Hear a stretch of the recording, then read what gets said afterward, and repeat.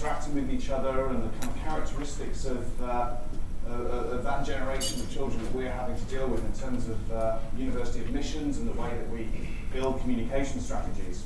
And I was reflecting on the fact that actually Shakespeare was Generation Y, and I think there's a Generation Ye Olde world, and this is why I think this is.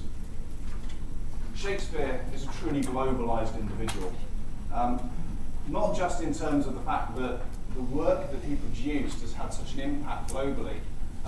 Japanese film producers Kurosawa, a lot of his films draw very much on Shakespearean themes. A lot of our current understanding about Shakespeare actually was the result of German academics in the 19th century reinventing the way that we thought about Shakespeare. The British actually had a very boring approach to Shakespeare at that point. It was only when sort of the Europeans got hold of him and thought, yeah, this is really exciting, that kind of modern appreciation of who Shakespeare is really starting to take off. But also just think about what he wrote about. Here's a guy in Stratford-upon-Avon in London writing about Italy and the New World and Europe and North Africa and all of these different themes appearing in his work. And so he really was somebody who kind of appreciated the globe, the world around him and the context in which he was working. And that's very similar to the Generation Y students we were talking about yesterday, who were connected to global networks and global patterns. Shakespeare was the first king of the mashup. He had the same attitude to intellectual property and copyright that our students do today. It didn't really bother him. He would take references from everywhere. Quite happily nick works from previous authors and previous playwrights and mash it up into his plays. And you only have to go and look at some of the works that he's done.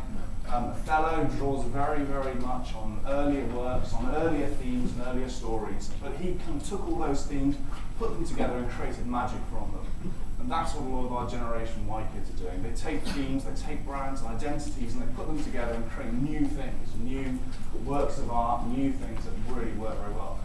I also happen to think that Shakespeare had the same attitude to spelling that many of our students currently have as well. Shakespeare was the beneficiary of a major endowment. Shakespeare couldn't have done what he did without the funding from the Earl of Southampton. The Earl of Southampton was his patron and made sure that Shakespeare had the funding and the way and the means to work on all of these projects that he was working on. And that's very similar to the sort of situation today. One of the reasons, why are we looking at alumni relations? Why is that such an important thing for us? It's because we're looking for those endowments, looking for those ways that we can get funding to support the projects and support the work that our students and academics want to pursue. And Shakespeare wouldn't have been able to do what he did without that support, without that funding. Shakespeare was all about performance and experience. Live it, don't read it. Shakespeare's works weren't published during his lifetime. It was only after he died that somebody actually got around to collecting them all together and publishing them and printing them. And for many people, it was kind of putting them into text was what sort of killed it to some extent. Shakespeare was all about live experience, about seeing it and living it and doing it. And very much, again, that's another Generation Y thing. It's not just about the kind of reading about this stuff, it's actually going out and experiencing it. They're a very experiential generation. And you've got to kind of live that kind of behavior, live those ethics, live that way of life, not just kind of